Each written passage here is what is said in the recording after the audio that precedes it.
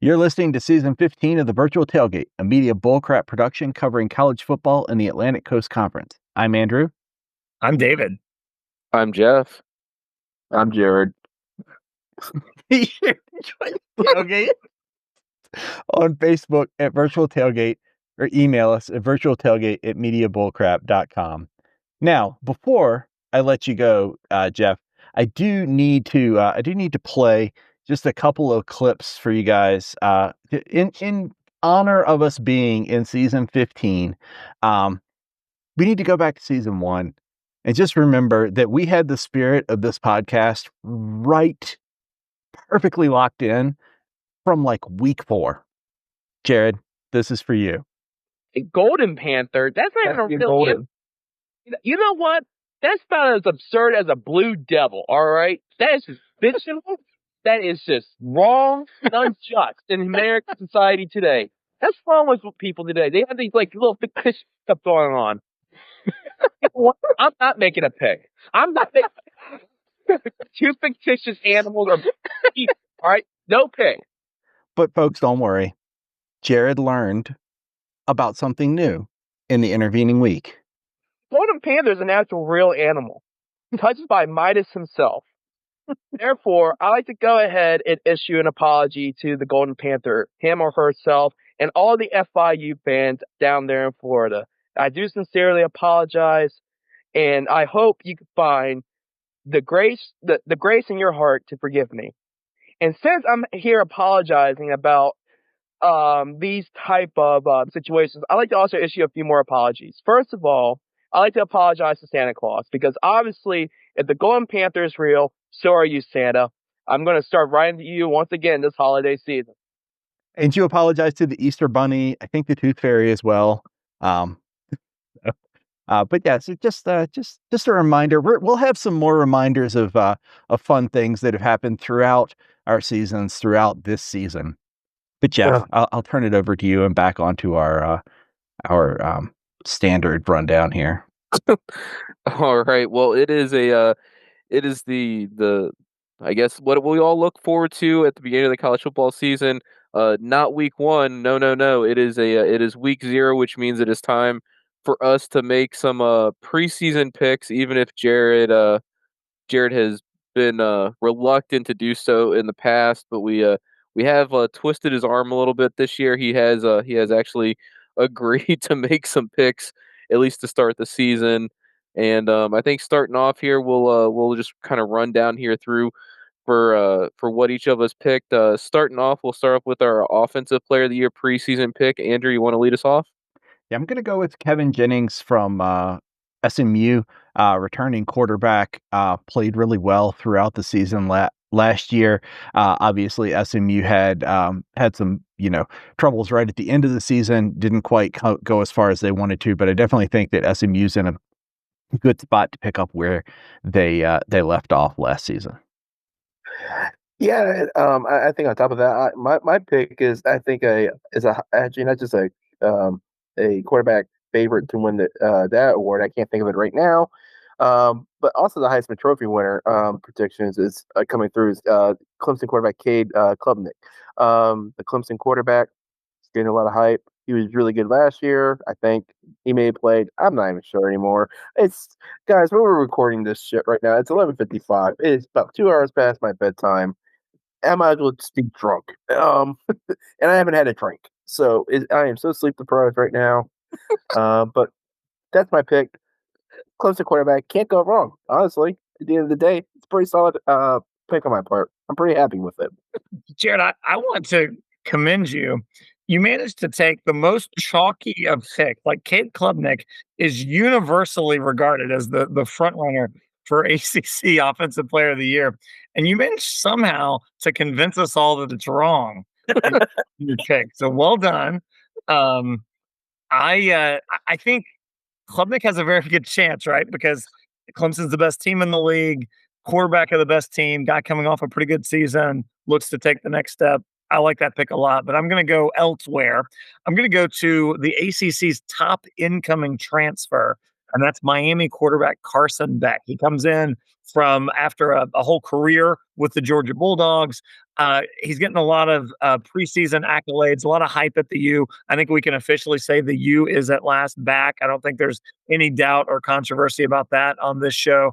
I guess we'll see that later. But here's the reason why Carson Beck is going to be the offensive player of the year this season. Last year, he played against exactly two ACC teams. And they're the two teams that I happen to think are probably the two strongest teams this season. Clemson Tigers to open the year last season, and the Georgia Tech Yellow Jackets to close the regular season. In those two games, Carson Beck completed 67% of his passes for nearly 600 yards, 7 touchdowns, no interceptions.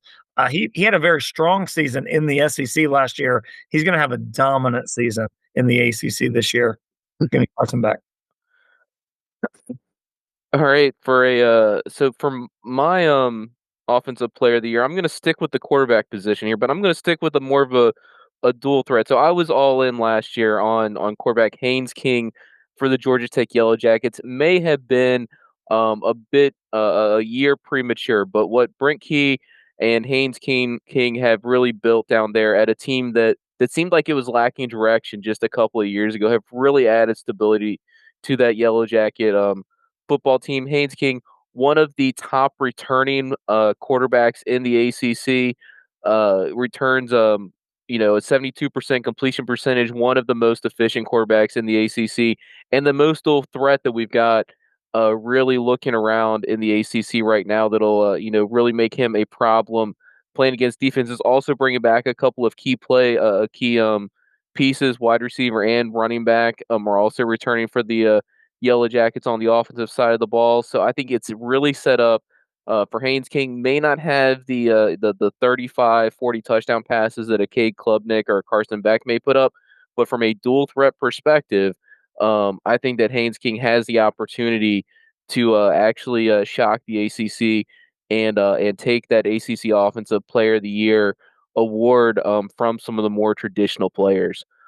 Jared, you want to try to redeem yourself with your preseason Defensive Player of the Year pick? I mean, not really, but I guess it's on my list of things to do here, so I'll do it anyway. My go-to guy here, just because his name is so easy to pronounce, I'm just so excited to announce this linebacker Kyle Lewis from Pitt. He had 100 tackles last year, guys, 7 sacks, forced fumble, a touchdown, and for a linebacker, you want to guess how many picks he had? 4. That's pretty impressive for a linebacker. Just in general, a pretty busy season to say the least for him. I think with those stats from the previous year, he's definitely well within consideration for the linebacker award that I'm blanking on right now, the Bedrock award. I'm going to call it Bedrock. That makes a lot more sense to me. But obviously he's going to be a force on the Pitt defense in the ACC this year. All right, I'm going to take the chalk easy line, as David pointed out, picking a Clemson player. The player who got the most votes in the all ACC preseason football poll on the defensive side, TJ Parker, defensive end from Clemson. I think I said his position and the team he played for, and that's enough to kind of say why we're going there. David, who's yours? It seems much more interesting than mine. Well, so this is the hardest pick to make every single year because we know nothing about defense. We don't really know anything about football. We certainly don't know how to give out awards for this side of the game. And so for me, I've just got to have a system. And the system, ever since the days of Luke Kuechly, is whoever tackles the most people. What is the number one thing the defense wants to do? They want to tackle the offense. So my pick this year is the guy who led the ACC in tackles a season ago. He's back for a 5th season with the Yellow Jackets of Georgia Tech. This is a player who went in his career from a walk-on defensive back all the way to an all ACC safety, giving Nick Anderson to come out, win the Luke Kuechly Defensive Player of the Year award, and go on to bigger and better things afterward. Hopefully not by getting the most tackles, because when you're a safety with the most tackles, Well, What does it say about your that- defense? It has been done before. Yeah. We've So for my pick, I took the same approach that David took, except I'm going with a little more traditional from a player who, hopefully, if he's racking up tackles, it's not quite as indicative of the performance of the front seven of the offense that he's or defense that he's making that many tackles. I'm going with Teddy Buchanan, inside linebacker of the Cal Bears. Um, wasn't tops in the ACC last year, but pretty darn close. 114 total tackles last season. That is a Cal Bears offense that is not very good, which leads you to think that defense is going to be on the field a whole lot of the time. So I kind of lead that saying this is a team that's going to be seeing a lot of snaps. Inside linebacker puts him right in the middle of the play. So I think there's definitely the possibility that he could have a Luke Kuechly type season just by the nature of the position that he plays and the amount of snaps that he's on the field for that Cal Bears team throughout the season. All right, well, David, so you mentioned Nick Anderson being your defensive player of the year. How does that play into your dark horse team, though? Yeah, so for me, I kind of, I guess, spoiler alert, I am really high on the Georgia Tech Yellow Jackets. Part of it is what, Jeff, you already said about Haynes King and how consistent he was a year ago, what a dual threat attack he is. I think what you're seeing is that Brent Key really has this program moving the right direction. They brought in some offensive firepower that we haven't seen there in a long time. And I think you see Georgia Tech take that next step this season. They were good a year ago. They took Georgia to 8 overtimes in that last game of the season. They won 7 games on the year, but 5 of them in the conference. I think Georgia Tech takes that next step forward. I think they're a dark horse team. I think they're going to contend for the ACC title, which means that they're a college football playoff contender as well. Yeah, I've got two probably non-traditional. I couldn't actually decide between these two because I think they're both indicative of the position of the ACC and the transfer portal as well, and nobody else in this group actually took them. I've got first one. I actually picked to have a fairly good record in the Florida State Seminoles. Got a lot of good transfers. Got Thomas Castellanos from Boston College, started quarterback.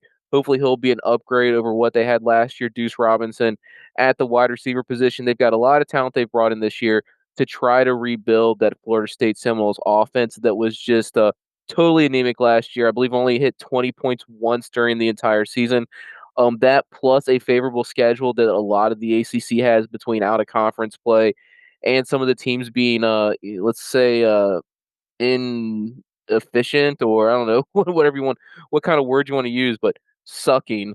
Florida State has a path to getting a pretty good, pretty decent record. Another team that I actually didn't have coming out with a as favorable a record as some people in the preseason polls have put together, but the Virginia Cavaliers. I mean, same thing, bringing in a lot of transfers, a lot of highly rated transfers, very favorable schedule. We joke about this a little bit, but this could be actually a dangerous position for the Virginia Cavaliers fan base. Not to be negative here, but you sit there and you get a kind of a one shot at a lot of transfers, a favorable schedule. You have a good season. Tony Elliott is in a make or break season. Does this work out in the favor of the Virginia Cavaliers and their fan base to actually have success this year? But the transfer portal and the schedule is setting up that they could be a dark horse team to get to 6 or 7 wins. And and since I'm the last to go here, my dark horse team, and I think we're kind of all slept on a bit. How about Duke? Duke football under Manny Diaz in their first year got 9 wins, and uh, say what you will, I don't think people remember that right now. Everyone's kind of like talking about Georgia Tech or SMU, Clemson. Duke is kind of just lingering there right now, and 10 wins. I won't say it's probable, but you kind of look at that schedule, it could be, it's not out of the realm of possibility, and especially when they're going ahead and trade quarterbacks. Malik Murphy was the quarterback last year for Duke. He's just transferred over to Oregon State and comes in from the excuse me, the Tulane incoming transfer, Mr. Darian Mensah, and looked at his stats down there in Conference USA when he's playing for Tulane. It wasn't exactly anything to slouch about. And a lot of rumors are he is the projected starter going in for the season. He's got a lot more with his legs. He can go ahead and still throw. I think it gives Manny a lot more options on the offensive side. I know Manny Diaz had a very rough time at Miami, but I think he's proving if you can let him run his show that he could produce talent, especially in that first year. It'd be a lot of fun to watch what they do down in Durham this upcoming year as well. So my dark horse is honestly, realistically, Duke. I mean, I agree with you on that one, Jared. That Manny Diaz definitely it probably exceeded expectations last year. I think getting quarterback Darian Mensah was considered by most to go to a school like Duke as a huge win for that team. For a school that for years was really relegated to the bottom of the barrel for ACC football, and really has gone through several head coaches and kind of kept themselves in relevance, and has not built themselves to be a destination, but definitely has become a team that has been able to put pieces around and put together a solid program. Yeah. Duke also they have more money than God. And so the NIL era could really benefit them. I actually heard that Manny Diaz was seen all off season roaming around Durham, just shouting to everyone who would listen, "Does Duke play football?" Outstanding athletes. Oh my gosh. Well, actually, Jared, you weren't the last If one you to go. if you could ever get anybody besides the four of us to believe that, like, they might actually have something there. Yeah. So Jared, you weren't the last one to go on Dark Horse. Actually, that I still have my my mind to call up, and I'm going with the guy that's been with us on the podcast for just about the longest, Dave Doran and the NC State Wolfpack. I don't know that I have much from a statistical note to say, other than I do look at Doran's numbers, and every year he's had a couple of down years with the program in the past where they've been not quite where their typical is, and he's bounced back pretty quick.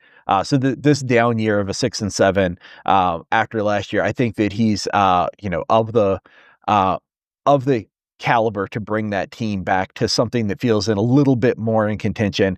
The big black mark against Doran his entire career at NC State has been that he's never gotten to double digits. I'm not saying that that's possible this year, but maybe. I've also heard a lot of talk about when is Doran going to ride off into the sunset. If he got 10 wins, he certainly might. But like I said, it's dark horse. It's I don't know what's going to happen. So back to you, Andrew, I'm pretty sure that the reason Jared skipped you is because he could see what a bad take that was.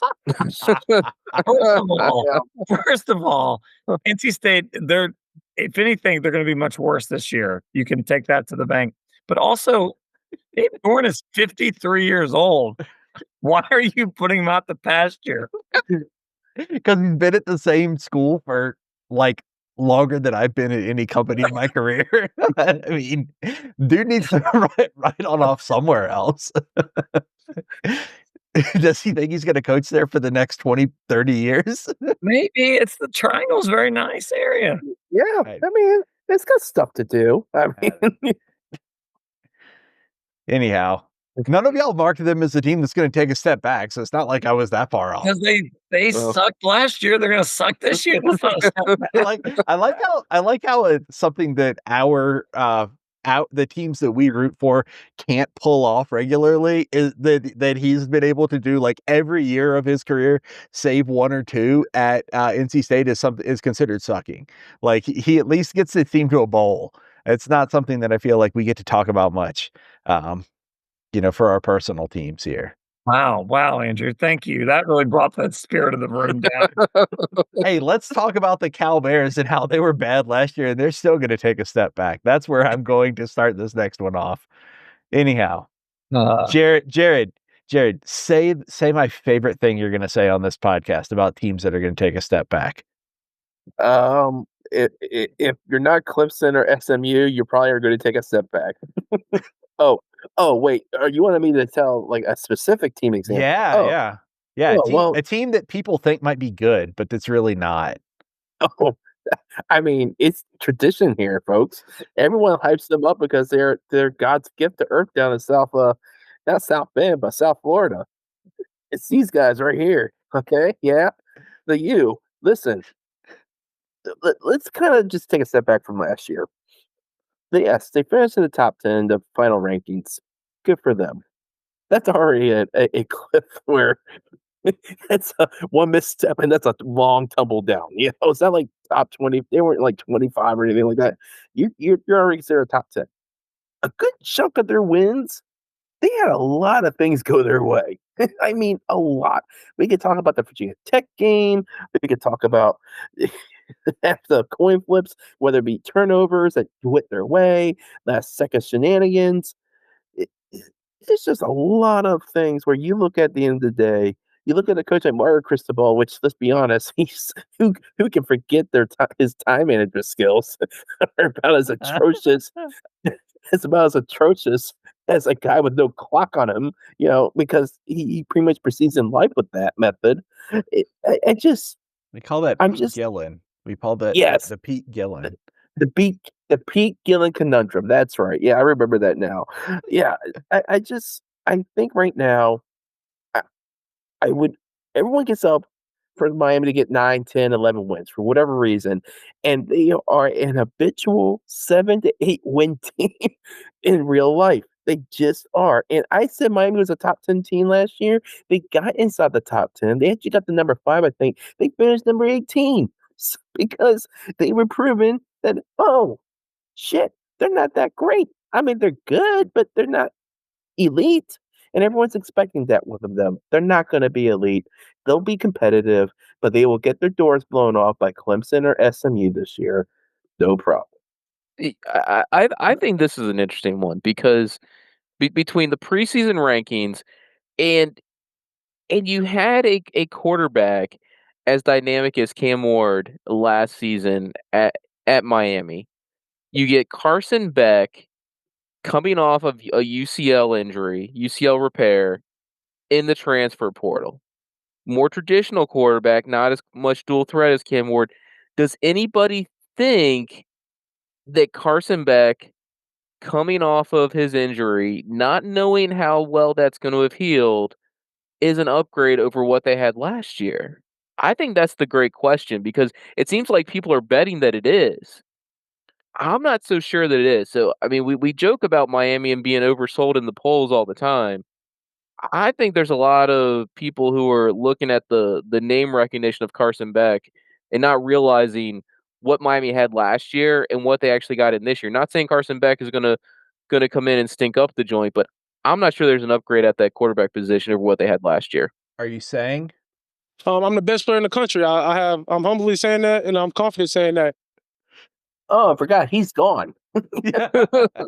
I mean, there was a good point of this. There was a good chunk of the season last year that I couldn't argue with him. I mean, I think for the U though, and now you may be right. Maybe maybe this is another season where they're overhyped and underperform all the things. But Andrew was pointing out earlier, someone was pointing out earlier that the key to Miami's transfer class is not just Carson Beck.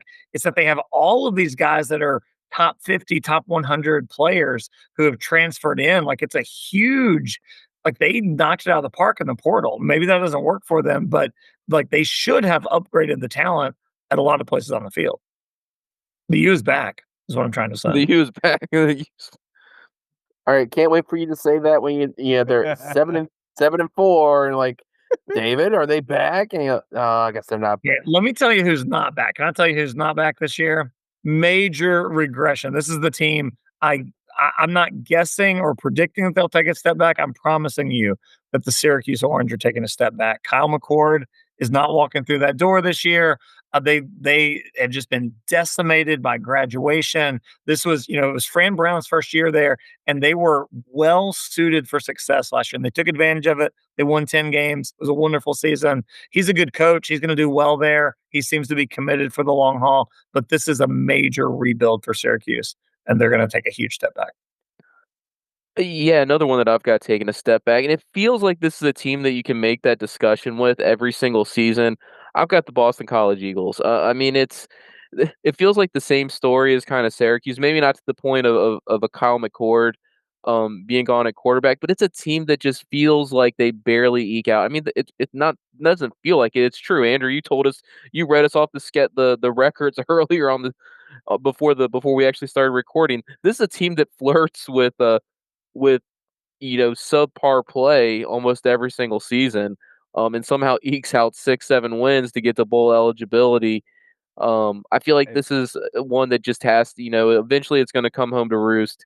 And the loss of the quarterback, it feels like a team that at some point they're not going to get the benefit and maybe be able to eke out those 6, 7 wins, and they're going to regress to more of like the 3-win territory. That's what this team and the talent feels like.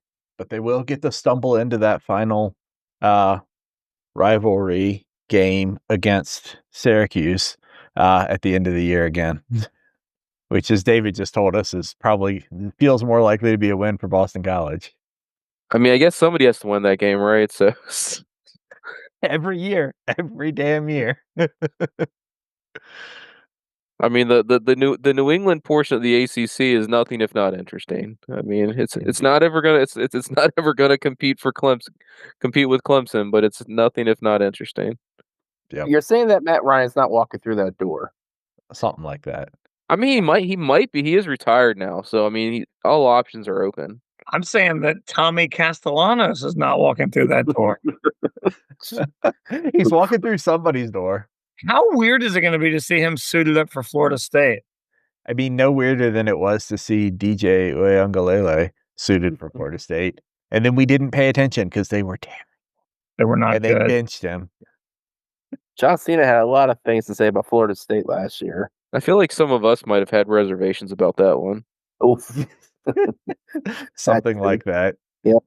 The Seminoles, they do have reservations. I mean, that's. Whoa. Okay. All right. All right. So we'll moving on for the teams that are going to be straight ass this year. We're going to move on to the teams that have maybe have a higher ceiling, a higher bar that they're trying to clear this year in our ACC championship game. So I think Andrew, why don't you just start us off? We can have a little bit of discussion here. Just go ahead and give us once everything shook out, who was your championship game matchup and your ultimate winner in this preseason pick'em here? I mean, well, it was a little dicey before I actually put this together. With my first round, I think I had either 2 or 3 teams sitting at 11-1 in my preseason setup, and that felt wrong. Just a little wrong. So after I went back and double checked all of my picks there, ended up with Clemson at the top, SMU chasing right behind. I think if we're gonna have that rematch, I feel like that means that SMU is going to be ready, and SMU is going to be the team that comes out on top this year. I think I got at least one of these teams everybody is picking, and the other one it feels like it looks like a 3 out of 4 there. So, Jared, how close did I get? I kind of am on the same path as you. I think Clemson and SMU are the 2 top dogs, and I think actually Clemson wins the bout at home, and I think in the rematch you're losing the title game. And it's kind of what I feel is going to happen this year. And I have SMU getting the revenge of the championship game. So I've got Clemson playing for the championship as well. I mean, who doesn't? I did the same thing, Andrew, that you were describing. I just, we picked all the made preseason picks on all the games, and when I did that, the top 2 teams I had were Clemson and Georgia Tech, and this is kind of crazy, probably unlikely, but I'm gonna ride with Georgia Tech. I think the Yellow Jackets shocked the world, win the ACC this year. I also do kind of think that we're gonna look back on this if Clemson puts together the kind of season that a lot of people think they will. Like if they're really back as true national title contenders, we're gonna look like idiots. Well, Jeff, before you let us know what your pick was like, I did get a little bit of a feedback here, real time. And that's all media bull crap. We know, Dabo. We know. That's why we left Jeff for last. Go for it, Jeff.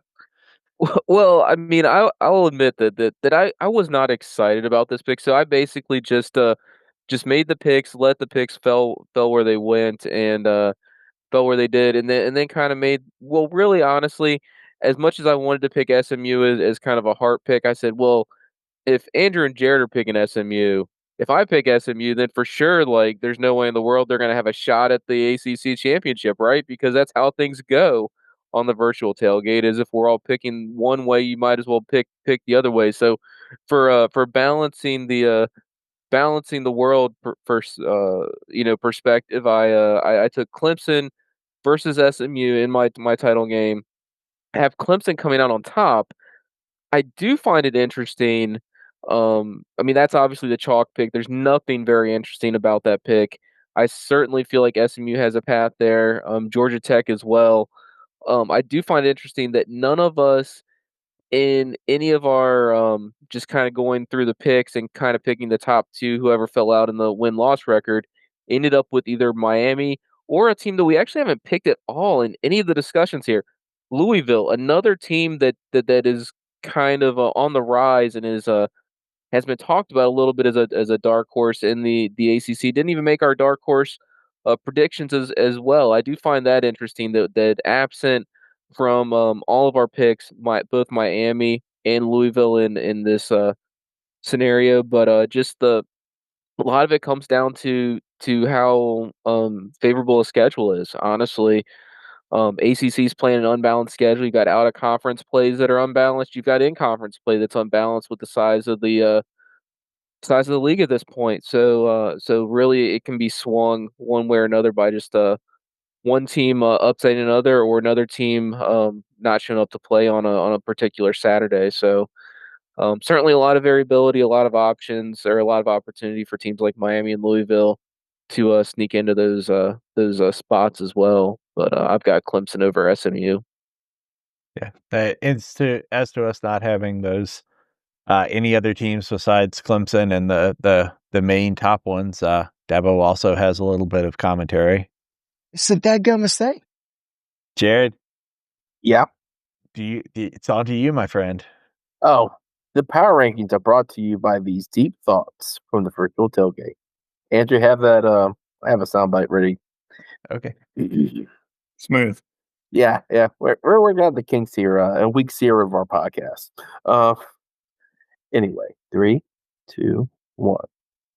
There's nothing more exciting in life than risking a fart while wearing your best suit to a wedding. Best case scenario, you go ahead and you have a wreck of stink on your butt. It's embedded into your suit for the rest of the evening, and it's going to take 3 dry cleanings just to get that stench out.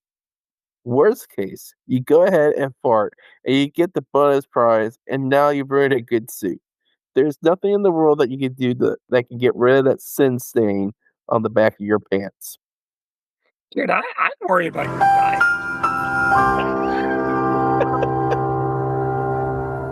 What was that sound effect? I don't know. I had no idea what you wanted. I just picked one, man. I guess the more you know for next time. The more you know. Do we really need to know that? Or did you want this?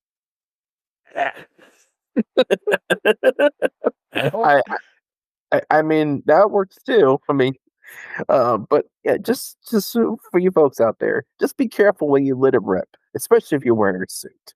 The more you know. Jesus Christ! Do you need one of us to run through the actual power rankings here for you, Jared? I mean, does anybody really care? It's week 0. It's not surprising. Clemson, SMU, Georgia Tech, 1, 2, 3. Louisville, Miami tied at 4 because some of us hate Miami. Guilty. The bottom 3, we could probably do in 4-part harmony if these guys knew how to sing harmonies. But Sanford, they may. No, I meant you 3. Like, can you hit the 5th above whatever note I give you? I can hit a 5th. That's for sure. Stanford, Cal, Wake Forest. No surprise here. These are the 3 worst, absolutely worst teams. All right. I think we hit on some of the most interesting things related to the start of this new season, especially the with some of the transfers that are coming in. Among our top 50 transfers, you already heard a lot about Carson Beck, number 4 overall, going in from Miami. Miami also has Xavier Lewis at number 20 in the nation, and it's worth pointing out that we only looked at the top 50, but once you get down into that 50 to 100 or even 50 to 60, I think there's like 5 more Miami players that are there, as David was pointing out about what Miami's um, got going on this season. Florida State also trying to reload 2 players in the top 50 with Deuce Robinson, wide receiver, and James Williams at linebacker. We got a little bit of contention here about one of the players, Cal quarterback Jaron Kiwe Sagapolutele. The Nailed it. N is silent, Andrew. Yes, the N is silent. But That's all that you need to know about that. He's a true freshman straight out of high school, but apparently committed to Oregon and then transferred to Cal. I don't know why that counts as a transfer, but hey, it is what it is. Our 3 of us on the show here from Virginia were very momentarily excited, and then had our hopes dashed whenever we found out that Monroe Mills was listed as number 43 as an offensive tackle, and he is out for the year already. So quite a bummer as as far as that goes. We'll round out that top 50 by talking about Darian Mensah from Duke. Jared already mentioned him, number 48 overall. That's a really good get for Duke, though. If we look at the caliber of the teams who are getting most of the top 50, for Duke to be sliding in there right at the end is pretty impressive.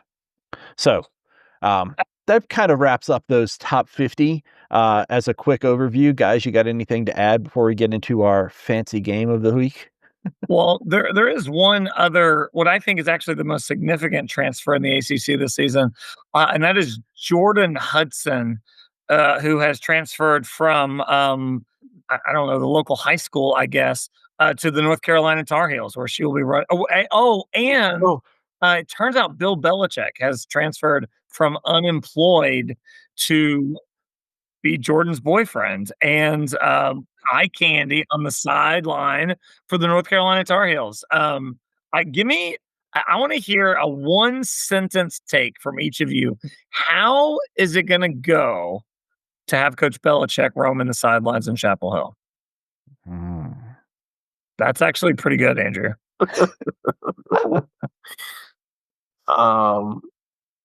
My guess, 1 sentence, 8-4 and still thirsty. Jeff? Yeah. I mean, so you want like a 1-sentence like describe how I think. Yeah. What do you think? What are we looking for here? This is big news. I mean, in my opinion, Tar Heel fans are going to be underwhelmed and disappointed. Does anybody think this is going to end well for them? I can see it ending okay, at least the first couple seasons, but I don't see them bringing home a national title or anything. Or even honestly, I don't even see an ACC title game. I mean, let's think about this with like Bill Belichick. So let's take 2 pieces of what made him the face of the Patriots for 20 years. One was winning a lot with Tom Brady. We saw what happened when Tom Brady went to Tampa Bay. Totally fell off the cliff. So that was a big sting to Bill Belichick as like the mastermind of being able to coach and put together a team. A lot of draft picks and things. when he was calling the shots up there, not great. So on one hand, you got the ding for once those two separated and we're on separate teams. A lot of people are thinking Tom Brady was what steered the ship, not Bill Belichick. Second thing, no nonsense coach. I mean, we've seen what he's done over time. If a player was not performing, had an attitude that he didn't like, got rid of him, had no issue. Does that work with entitled high caliber athletes? I mean, I think that's a real question. Does that type of coaching work with people like that? Now, to be seen, but I think those two things are two things that have me with concerns over whether that personality type works in a collegiate environment. Definitely a different coach than say a Pete Carroll who had a much different persona even on the sidelines at the NFL level than Bill Belichick did. Well, how would Patriots Belichick have responded to Tar Heels Belichick's off the field behavior over the past several months? They probably been encouraging it. I mean, I don't know. It's just, yeah, go get it, coach. Get your yeah, go get it, baby. I don't know. Does the phrase Chapel Bill LLC mean anything to you? Look, uh, here. yeah. Oh god. Oh god. There's still time for my prediction to come true that Belichick is going to get, there's going to be some faux outrage, probably regarding his girlfriend, and he quits before the first game. Wow. And his Well, son takes over. I definitely saw a really good take that around about this time next year he will quit to force his son to be given a 1-year shot at running the team. Yes, in Charlottesville, we call that the Tony Bennett. But if I had to make a like to put it all into a single tagline that I am reasonably certain will happen regardless of what else we've got, I will say Thanksgiving doorbuster, cut off sleeve hoodies 2 for 1. That is a take right there. When Bill's ready to go, he doesn't drag the Christmas tree to the curb. It's just a box of Tar Heel hoodies. Oh, that's beautiful, Andrew. With everything, they've all been pre-cut off, even though he only wore like one all season. It's gonna be such a shame. We're going to go from like have your get your Gatorade, man. Enjoy your day to well, we did play the best last week. We got NC State ahead. We're preparing for NC State. Yeah, that's great. We're preparing for NC State. That's not what's gonna happen. It's gonna be, no, I'm sorry, Chapel Bill's not taking any questions tonight. Oh,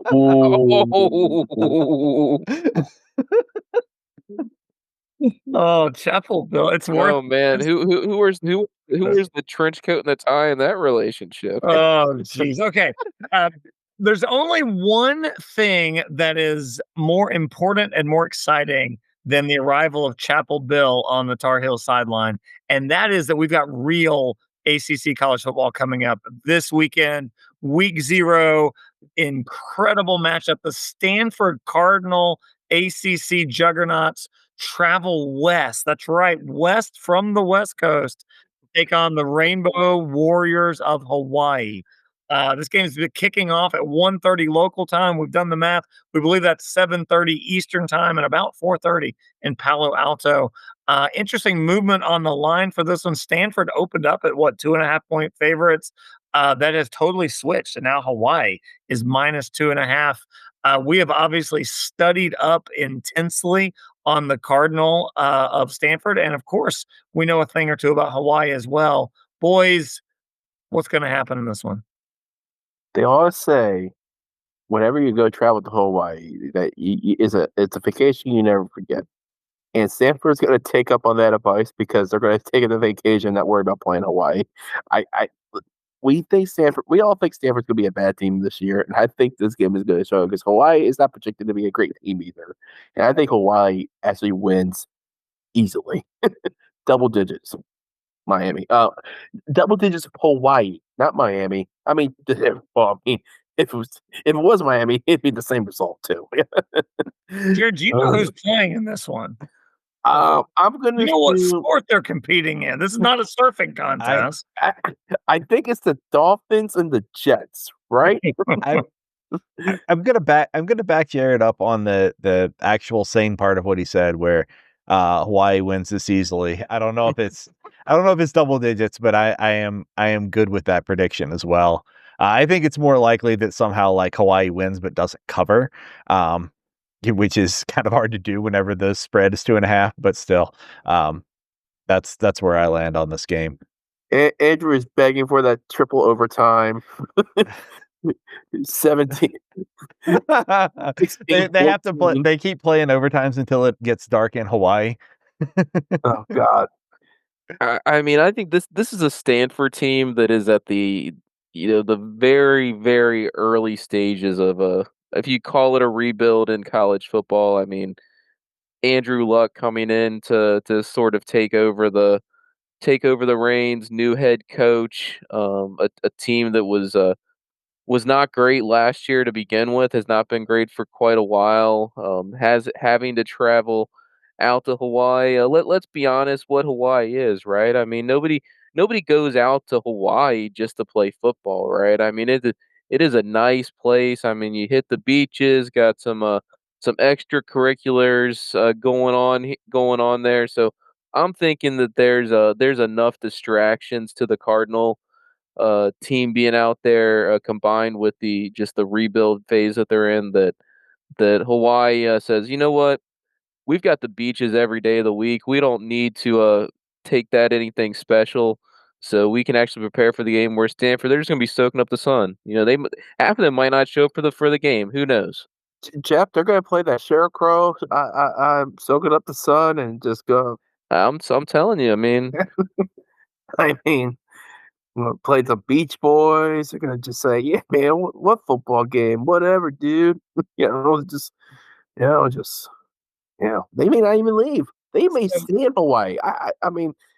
and I just convinced myself that I know something about the Stanford Cardinal, even though I know nothing absolutely at all about the Stanford Cardinal. And that's the problem with this team, and that's why they're losing so much. They don't have a team of Cardinals. They just have one Cardinal. And Jeez, yeah. Oh man, I'm sure that all of the like newly acquired, from last year, Pack fans just ran away screaming, having heard that take for, literal decades before. Yeah, they ran out of the conference to avoid that. So, here's the thing about Stanford. Well, first of all, Palo Alto's pretty nice too. So I think they'll be okay going back home to but that. they have taxes. They have a lot of taxes. I think Hawaii's got some taxes too, buddy.